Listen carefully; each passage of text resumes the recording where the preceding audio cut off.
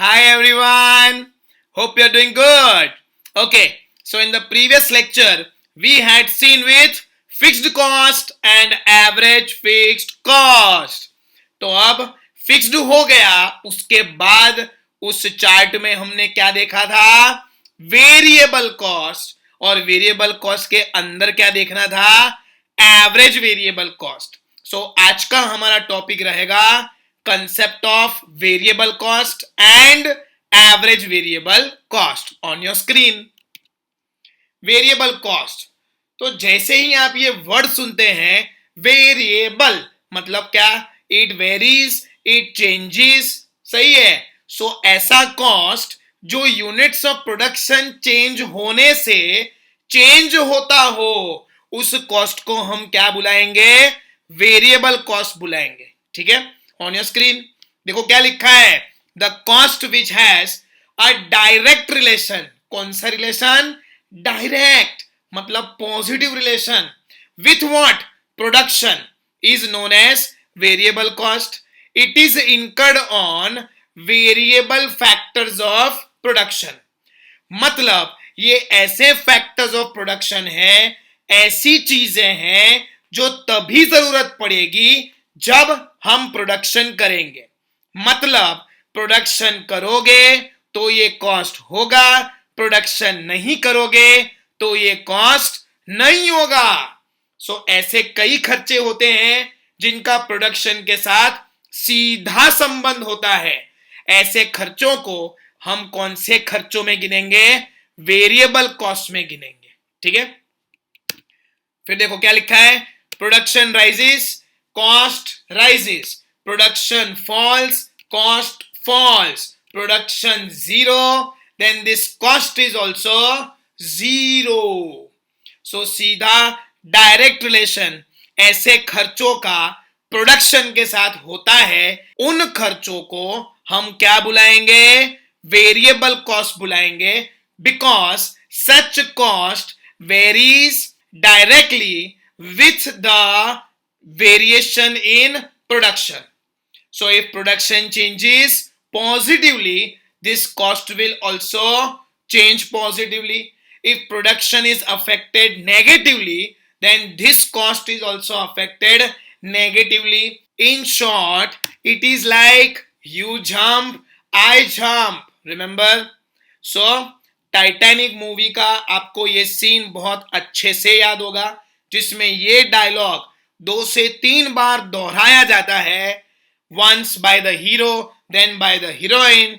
और ये एक्चुअली क्या कहना चाहता है ये पिक्चर आपको, कि variable cost units of production को क्या बोलेगा? अगर तुम बढ़ोगे तो मैं भी बढ़ूंगा.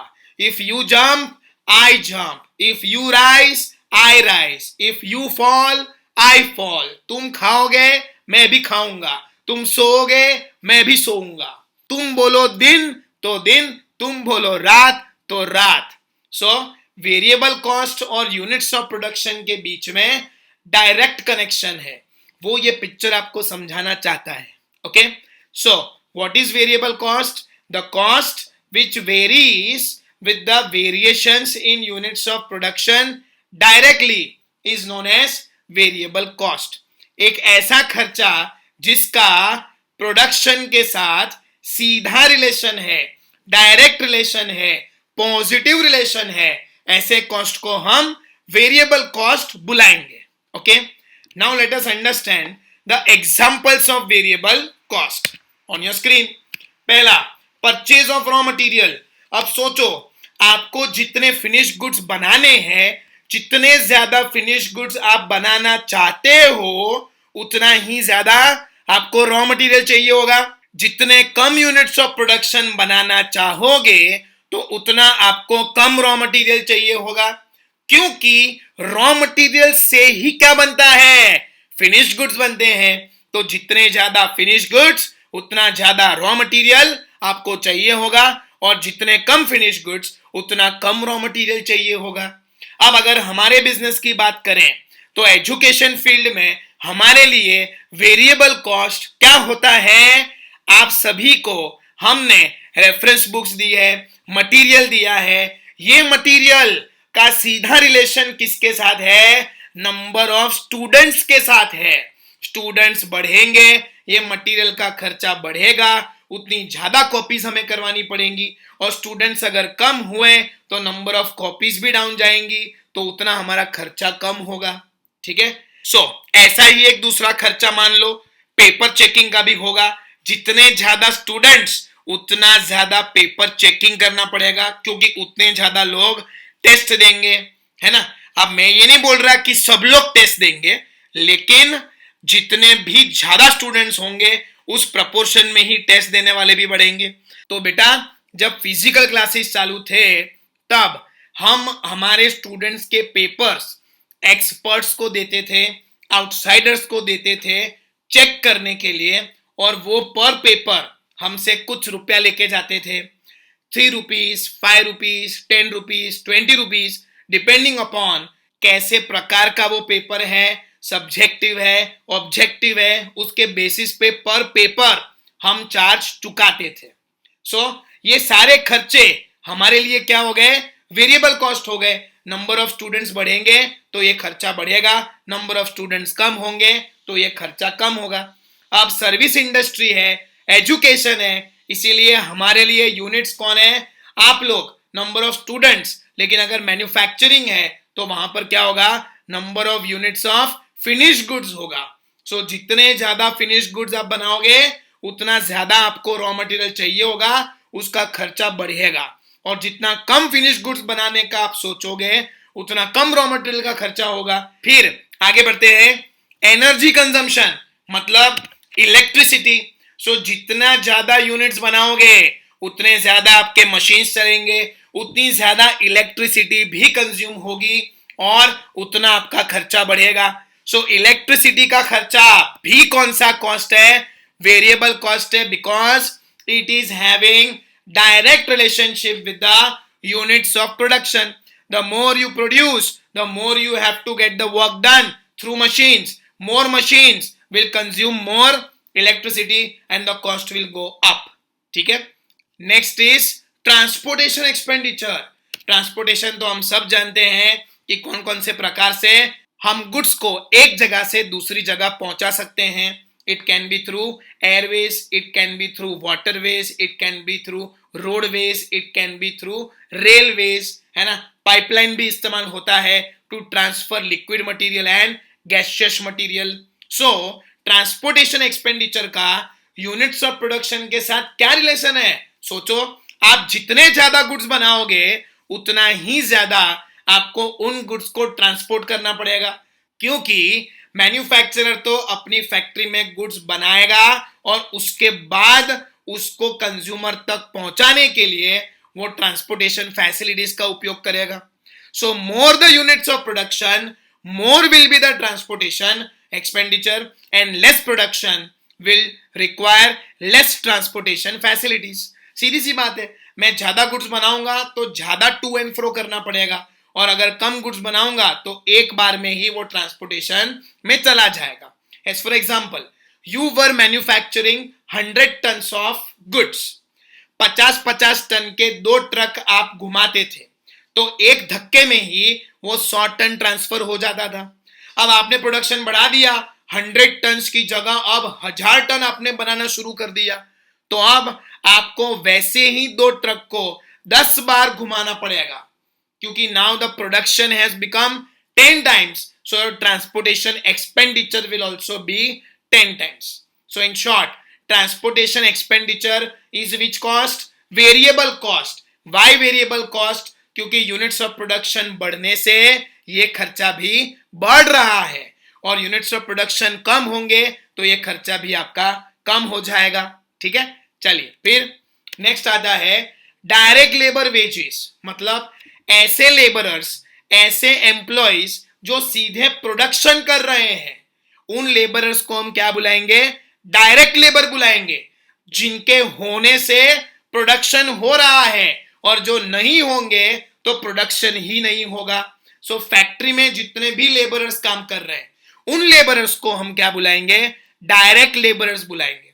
अच्छा, तो इनको जो पेमेंट होता है उनकी सैलरी का, उनके वेजेस का, वो कौन सा खर्चा होगा, वेरिएबल कॉस्ट होगा, क्योंकि जितने ज्यादा यूनिट्स बनाने उतना ज्यादा इन लोगों से काम करवाना पड़ेगा और इनका पेमेंट भी करना पड़ेगा. So these are not employees which are on a permanent basis.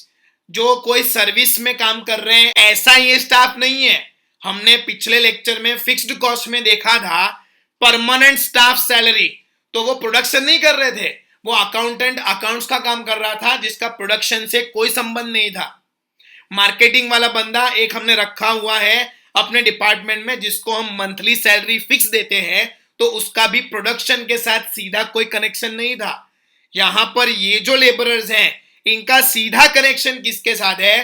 Production के साथ है. तो इनसे पहले मान लो हम 6 घंटा काम करवाते थे और 6,000 रुपया सैलरी देते थे. अब हमें प्रोडक्शन बढ़ाना है तो इनसे हम 8 घंटे काम करवाएंगे, तो क्या वो 8 घंटे काम 6,000 रुपयों में ही करेगा? The answer is no. If he has to work more he will demand more wages. तो 6,000 से बढ़ के वो अमाउंट कितना हो जाएगा? 8,000 हो जाएगा. तो ये कौन सा कॉस्ट हुआ बेटा? वेरिएबल कॉस्ट हुआ, क्योंकि यूनिट्स बढ़ने से ये खर्चा बढ़ता है, यूनिट्स कम होने से ये खर्चा कम होता है. ठीक है. उसके बाद GST on the products. Okay, GST मालूम है, गुड्स एंड सर्विस टैक्स. आप तो बहुत शाणे हो. तो ये जीएसटी 3 प्रकार का होता है: CGST, SGST and IGST. CGST मतलब central goods and service tax, SGST मतलब state goods and service tax and IGST मतलब integrated goods and service tax, जो इंटर स्टेट ट्रांजैक्शन होते हैं उस पे लागू पड़ता है.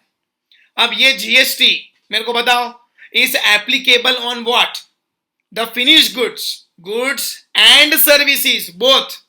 सो जितने ज्यादा फिनिश्ड गुड्स होंगे उतना ज्यादा आपका जीएसटी जाएगा, जितने कम फिनिश्ड गुड्स होंगे उतना कम जीएसटी आपको पे करना पड़ेगा.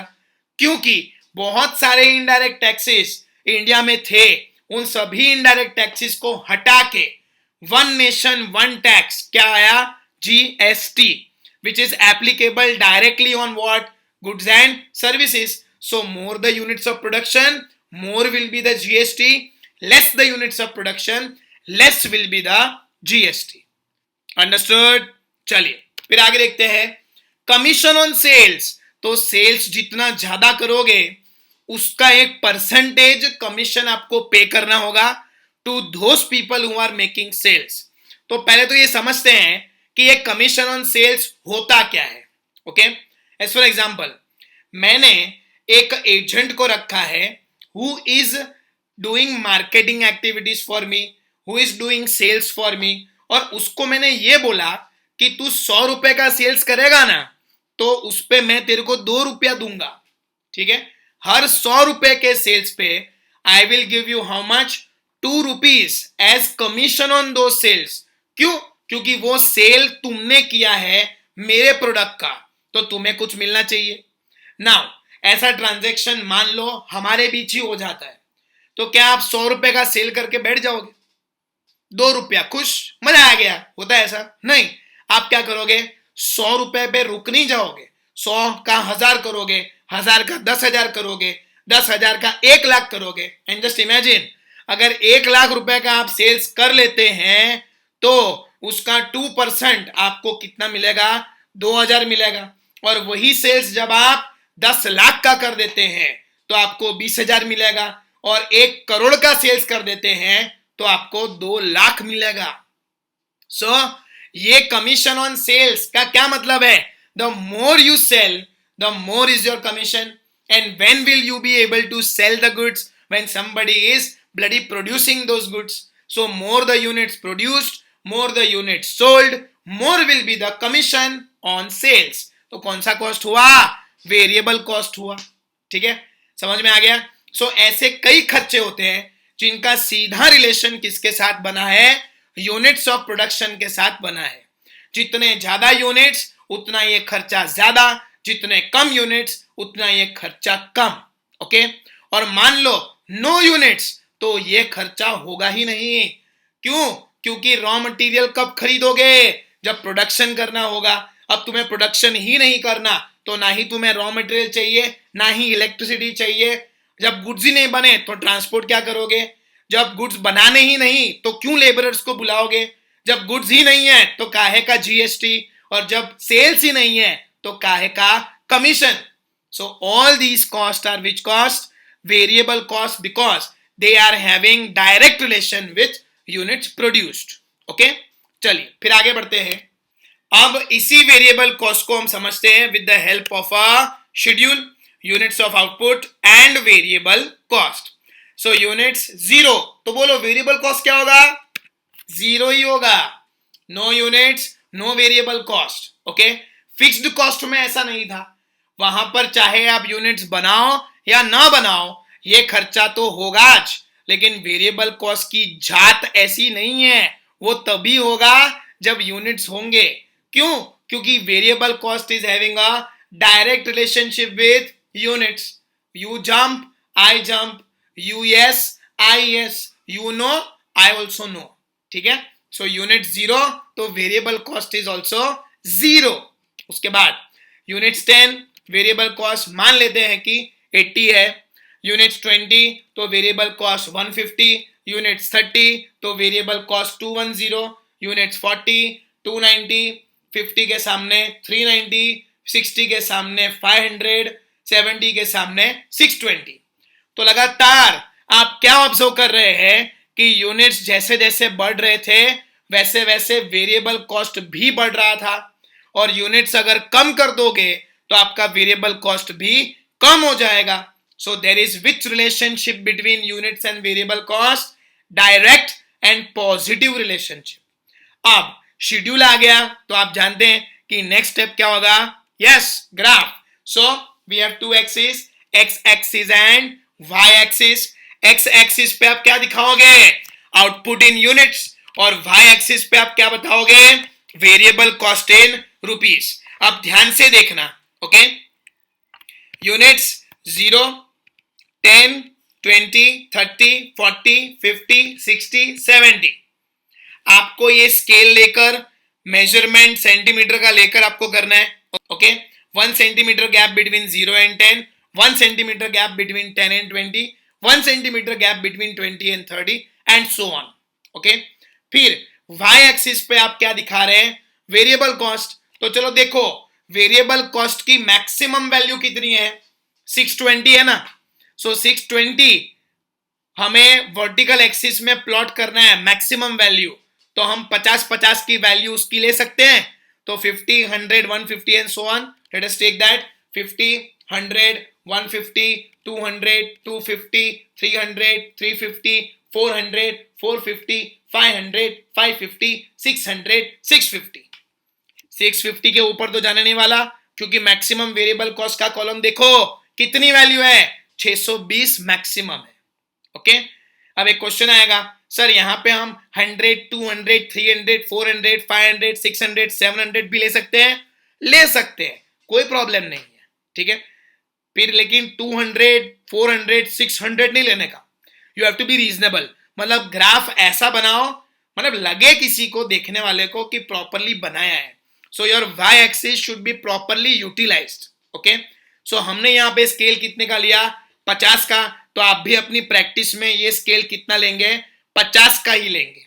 Okay, so 0, 50, 100, 150 and so on till what value? 650, क्योंकि maximum value to be plotted is 620 only. Okay, अब गौर से देखना, यूनिट्स और वेरिएबल कॉस्ट, इस शेड्यूल को हम यहां ग्राफ में प्लॉट करेंगे तो 0 के सामने 0 है, तो 0 0 कहां पे आ गया? वहीं पे आएगा ना, which is the point of origin, क्योंकि आपका आउटपुट भी 0 और वेरिएबल कॉस्ट भी 0। अब 10 यूनिट्स के सामने कितना खर्चा है? 80। सो 10 के सामने 80 यहां पे कहीं पे आएगा, 100 से थोड़ा नीचे, that is 80। Okay, so 10 and 80 through this purple combination will give you this purple point. Okay, फिर 20 के सामने कितना है? 150, तो ये येलो कॉम्बिनेशन आएगा जिसका आपको ये येलो डॉट मिलेगा। उसके बाद 30 के सामने 210 which is shown by the red combination and the red dot. उसके बाद 40 के सामने आएगा 290 shown by green combination and green point. उसके बाद 50 के सामने आएगा 390, 400 से थोड़ा नीचे, और यूनिट्स तो 50 है ही, shown by black combination giving you a black dot. उसके बाद 60 के सामने 500 shown by brown combination giving you a brown dot. उसके बाद 70 के सामने 620 shown by pink combination giving you this pink dot. Okay, ऐसे करके आपको प्रॉपर प्लॉटिंग करनी है। तो ये प्लॉटिंग करने के बाद आपको ये 8 पॉइंट मिलेंगे। कौन कौन से? Blue, purple, yellow, red, green, black, brown, pink, 8 point मिले। ये 8 पॉइंट को जब आप जोड़ेंगे तो आपको ये कर्व मिलेगा। इस कर्व को हम क्या बुलाएंगे? वेरिएबल कॉस्ट कर्व बुलाएंगे। और ये कर्व का शेप कैसा है? सप्लाई के साथ मैचिंग है, और सप्लाई में हमने क्या देखा था? पॉजिटिवली स्लोप्ड कर्व देखा था, which is upward rising from left to right. Okay, so ये आ गया आपका वेरिएबल कॉस्ट कर्व। अंडरस्टूड? कोई डाउट हो तो तुरंत व्हाट्सएप नंबर है ही, उस पे आप तुरंत मैसेज डाल दीजिए। अब ये देखकर एक डाउट आपके दिमाग में आया है कि नहीं मुझे नहीं मालूम, लेकिन आने का चांस है अगर आप दिमाग लगाएंगे तो। और डाउट ये है कि सर 10 यूनिट्स के सामने 80 था, तो 20 के सामने 160 क्यों नहीं है? 30 के सामने 240 क्यों नहीं है? हम सबको 8 से मल्टीप्लाई क्यों नहीं कर रहे हैं? अगर ऐसा डाउट आपको आया है तो don't worry, average variable cost जब हम पढ़ेंगे उसमें मैं इस डाउट को सॉल्व कर दूंगा, जो हमारा नेक्स्ट टॉपिक ही है। ओके, और आज ही हम देखने वाले हैं। इसके अलावा कोई डाउट हो तो definitely you can use this WhatsApp number. बाकी ये डाउट अगर आपके दिमाग में आया है कि 10 के सामने 80, तो 20 के सामने 160, 30 के सामने 240, 40 के सामने 320, ऐसा क्यों नहीं लिया? तो वो हम सॉल्व करेंगे, आज ही सॉल्व करेंगे। ठीक है, तो आपको अभी ये वीडियो पॉज करने की जरूरत नहीं है अगर यही डाउट आया है तो। ओके, चलो तो अब हम आगे बढ़ते हैं with average variable cost. Okay, what is the meaning of average? We know per unit cost. Average fixed cost क्या था? Per unit fixed cost. तो आपका एवरेज वेरिएबल कॉस्ट क्या होगा? पर यूनिट वेरिएबल कॉस्ट होगा। ठीक है, सीधी सी बात है। Average variable cost is equal two variable cost divided by units produced. Formula is also the same, खाली फिक्स्ड कॉस्ट की जगह हम क्या लिख रहे हैं? वेरिएबल कॉस्ट लिख रहे हैं। ओके, फिर इन the initial stages it has a negative relation with output, but at later stages it has a positive relation. कहने का क्या मतलब है? कंफ्यूजिंग है ये थोड़ा सा, इस कंफ्यूजन को हम दूर कर देंगे, लेकिन फिलहाल इस कंफ्यूजन को फील करने के लिए हम एक सीन देखेंगे आपकी स्क्रीन पे। कभी उफ कभी हाय, कभी हाय कभी बाय, कभी आए कभी जाए, कभी क्यों कभी वाई, कभी यस कभी नो, कभी हाँ कभी ना। रानी ये भी कोई बात है, 4 दिन की चांदनी है, फिर काली रात है, ढल जाएगी ये जवानी, सोचने की बात है। तो ये क्या देखा आपने? कभी यस कभी नो, कभी हाँ कभी ना, कभी आए कभी जाए, कभी हाय कभी बाय, लेकिन फिर जो स्टेटमेंट आया, ढल जाएगी ये जवानी, सोचने की बात है, 4 दिन की चांदनी है, फिर काली रात है। मतलब क्या? एवरेज वेरिएबल कॉस्ट भी बिल्कुल ऐसा ही है, 4 दिन की चांदनी दिखाता है, उसके बाद बोले काली रात। कैसे? Because initially the asset is new. जब हम नया बिजनेस शुरू करेंगे तो असेट्स भी नए खरीदेंगे। तो जब असेट नया नया होता है ना, तो उसको वापरने का मजा बहुत आता है।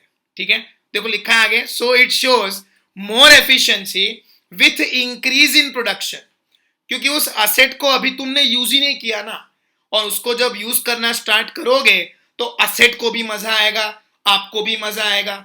आपका 2 व्हीलर आप देख लो खुद, जब नया नया लेके आए थे कितनी मोहब्बत हो गई थी आपको आपके 2 व्हीलर से, कितना अच्छा ध्यान रखते थे उसका।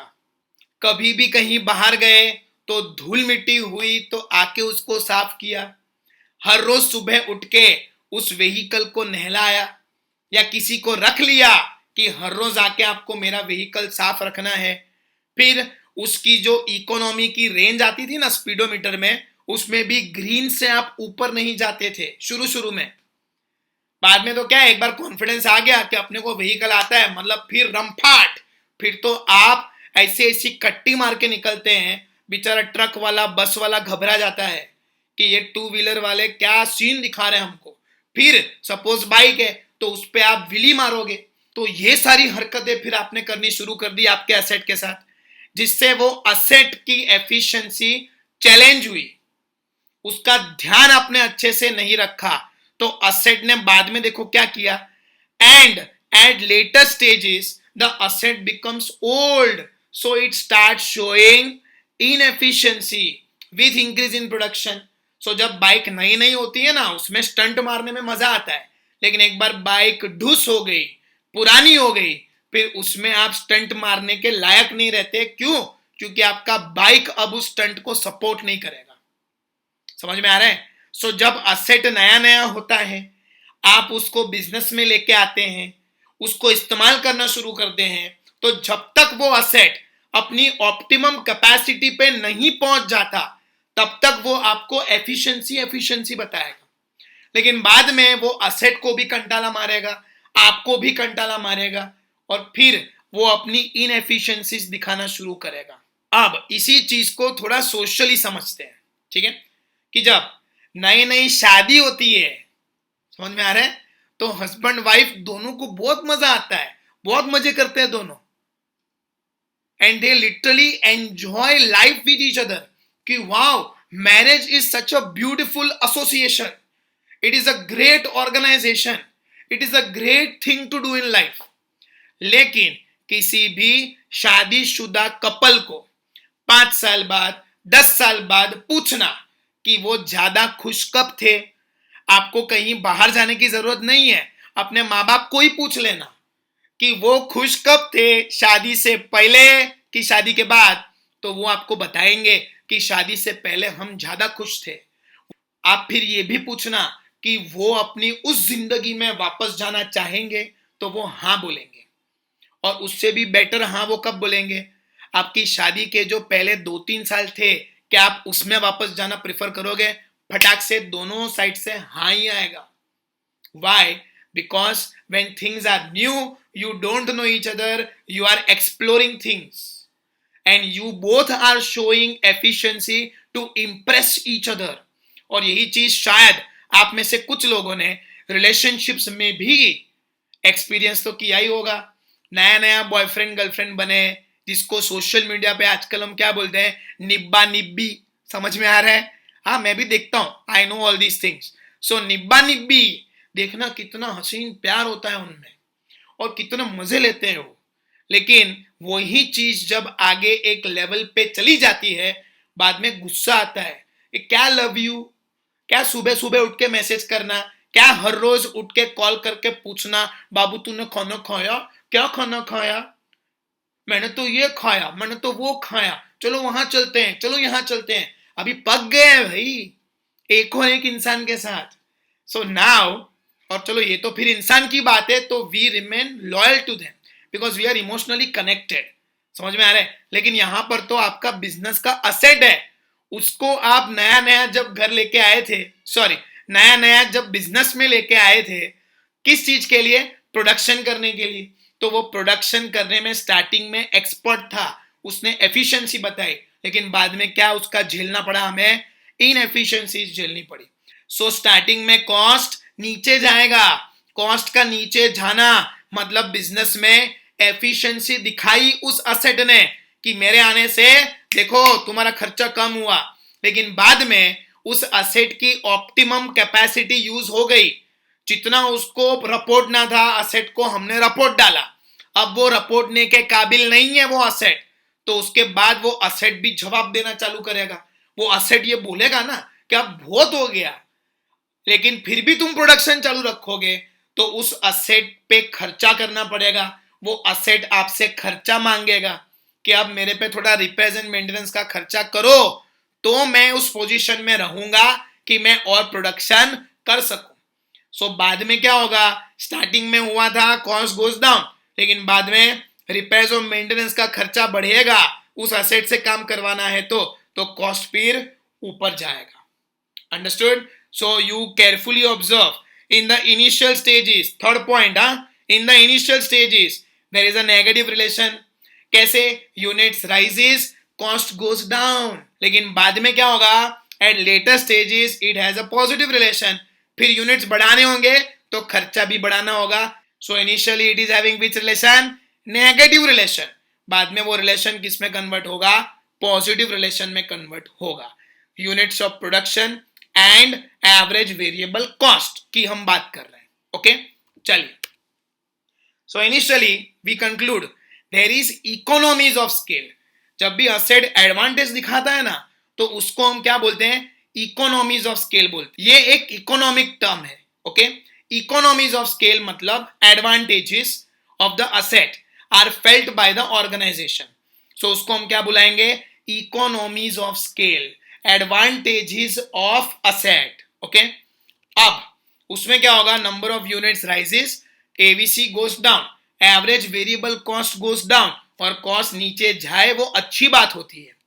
And then number of units falls, average variable cost will rise. Okay, cost ऊपर जाना बुरी बात होती है, लेकिन ये कब होगा? जब आप नंबर ऑफ यूनिट्स कम बनाओगे।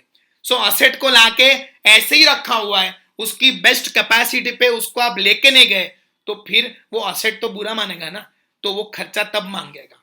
ठीक है? So number of units rises, AVC goes down, and number of units falls, AVC will rise. ये इनिशियली देखने को मिलेगा, लेकिन बाद में क्या होगा? लेटर डिसइकोनॉमीज ऑफ स्केल होगा। तो असेट ने क्या दिखाना शुरू कर दिया? उसके डिसएडवांटेजेस। मतलब क्या? नंबर ऑफ यूनिट्स बढ़ाने हैं तो खर्चा भी बढ़ेगा, और नंबर ऑफ यूनिट्स कम है तो आपका खर्चा भी कम होगा। So we conclude that economies of scale में नेगेटिव रिलेशनशिप होगा और डिसइकोनॉमीज ऑफ स्केल में पॉजिटिव रिलेशनशिप होगा। ओके, अब ये तो मैंने आपको बोला, लेकिन आपको मुझ पे भरोसा तो नहीं होगा। तो भरोसा जब जब नहीं करोगे, क्या देखना पड़ेगा? शेड्यूल और ग्राफ। ठीक है? सो वो देखेंगे हम, क्योंकि मैंने ही आपको सिखलाया है कि don't take anything at face value, understand it with the help of example, with the help of schedule, with the help of a graph. So let us see that. Average variable cost का schedule आपके सामने आ गया। Units output, variable cost, AVC. Formula, concept सब same है, जैसा वहां पर हमने देखा था कल वाले लेक्चर में, उसमें भी यही देखा था। Units output, fix cost and average fix cost. बोलो क्या था? यूनिट्स ऑफ आउटपुट ए, इस बार फिक्स कॉस्ट की जगह क्या आएगा? वेरिएबल कॉस्ट आएगा, that is B, and average variable cost मतलब B divided by A, that is equal to C. Okay, अब यूनिट्स 10, जीरो की तो मैं बात ही नहीं करनी, क्योंकि उसको हम प्लॉट ही नहीं करेंगे। ओके, वेरिएबल कॉस्ट 80 था, तो एवरेज वेरिएबल कॉस्ट कितना आएगा आपका? 8 आएगा। उसके बाद 20 के सामने 150 था, so 150 divided by 20, your average variable cost is going to be 7.50।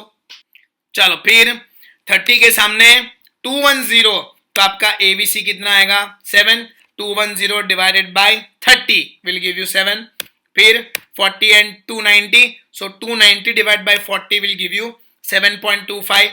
50 के सामने 390, 390 divide by 50 will give you 7.80। 60 के सामने 500, सो 500 डिवाइड बाय 60 इज 8.33।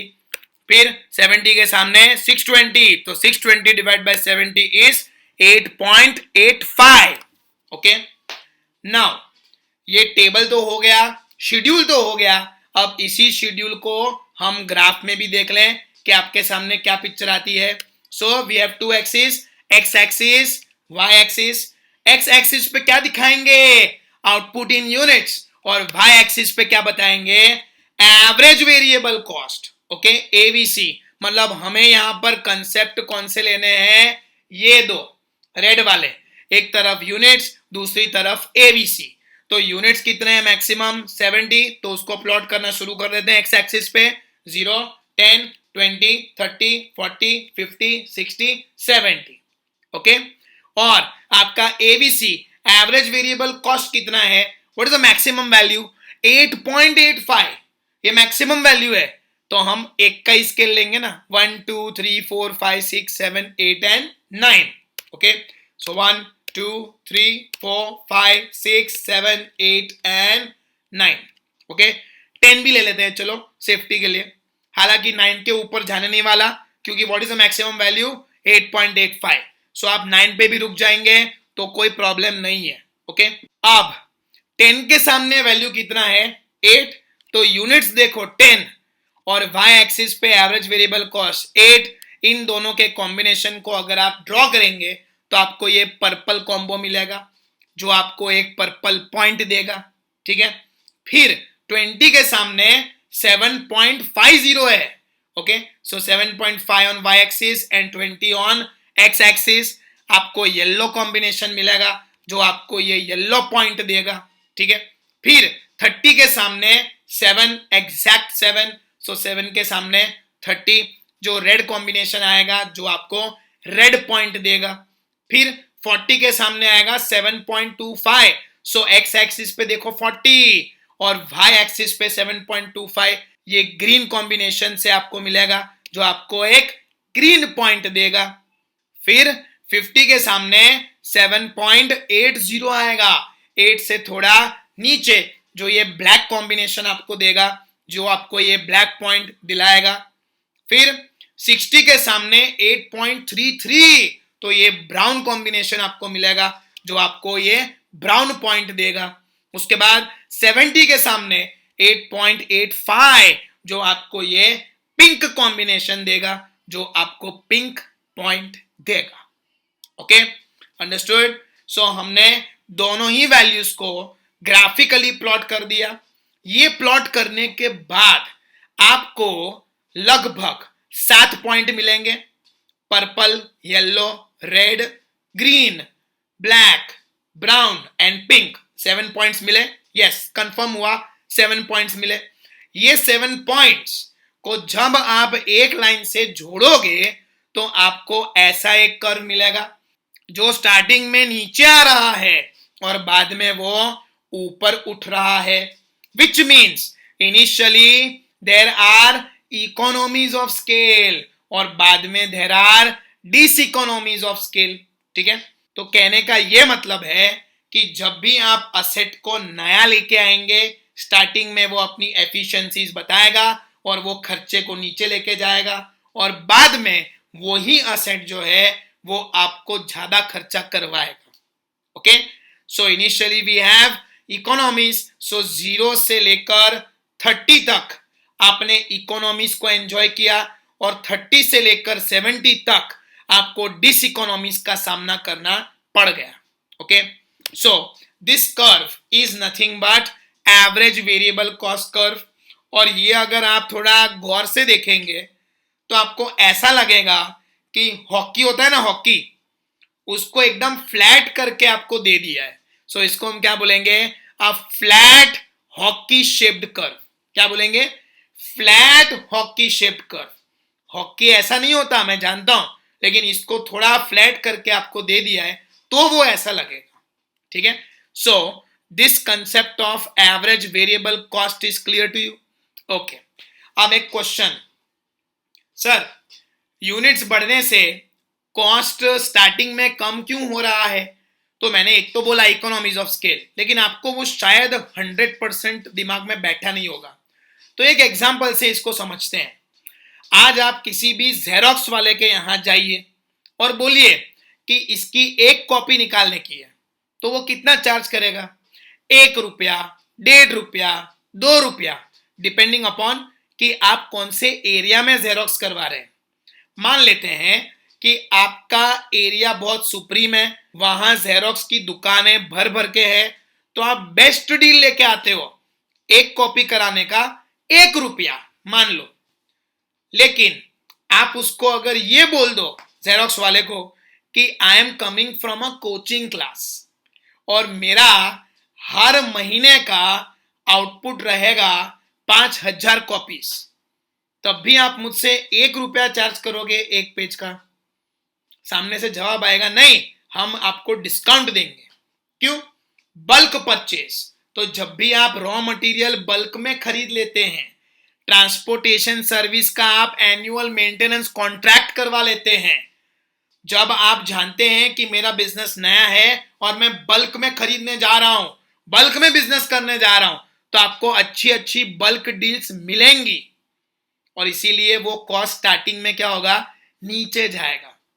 लेकिन उसकी एक लिमिट होगी, उस लिमिट के बाद आप कितना भी एक्सटेंड करो, सामने वाला खर्चा कम नहीं करेगा बल्कि और बढ़ाएगा, क्योंकि अब वो जान चुका है कि you are in need of those services, so slowly and steadily the costs are going to rise। और फिर आपने एक जगह पैसे बचा भी लिए तो दूसरी जगह आपका खर्चा बढ़ जाएगा, क्योंकि लाइफ में बैलेंस होना बहुत जरूरी है। अब उसी जेरोक्स वाले के पास आप जाके बोलो 5 लाख कॉपीज का मेरा ऑर्डर है, तो वो क्या बोलेगा, अरे इसके लिए तो मुझे 5 मशीन और खरीदने पड़ेंगे, और वो खरीदने के बाद उसका रिपेयर और मेंटेनेंस का खर्चा अलग आएगा, तो मैं वो खर्चा आपसे वसूलूंगा। तो फिर क्या होगा, एक लेवल तक डिस्काउंट लेना ठीक है, लेकिन उसके बाद अगर आप डिमांड ऐसी करेंगे जिसमें आपका सप्लायर ही नहीं पहुंच पाएगा, तो वो अपने बिजनेस में जो इन्वेस्टमेंट मशीन्स में करेगा वो भी फिर आपसे रिकवर करना शुरू करेगा। And as a result of that at later stages the cost is going to rise. Okay, understood? अपना व्हीकल वाला एग्जाम्पल अगर आपको समझ में आ गया हो तो वो बेस्ट है, बाकी हर चीज में इस बात को प्रूव करना कोई मुश्किल बात नहीं है। एवरेज वेरिएबल कॉस्ट का बिहेवियर ऐसा ही होता है, स्टार्टिंग में थोड़ा नीचे आएगा, फिर ऊपर चला जाएगा, और फिर वो ऊपर ही जाएगा, वहां से वापस नीचे आने के कोई चांसेस नहीं है, अनलेस एंड अनटिल हम लॉन्ग रन की बात करें तो पॉसिबल है। लेकिन मैंने क्या बोला, अभी ये जितने भी कॉस्ट है सारे कौन से हैं, शॉर्ट रन वाले हैं। सो शॉर्ट रन में ही हमने देखा था fixed cost, average fixed cost, variable cost, average variable cost. Understood? कोई भी कंफ्यूजन हो, डाउट हो, व्हाट्सएप नंबर रखा ही है स्क्रीन पे, इसीलिए रखा है ताकि आपको जब भी ये लेक्चर में कुछ भी मालूम ना पड़े, आप तुरंत मुझसे सीधा कांटेक्ट कर सके, वो डाउट को ऑन द स्पॉट रिजॉल्व कर सके। ठीक है, तो बस फिर आज के लिए इतना ही। Okay, bye.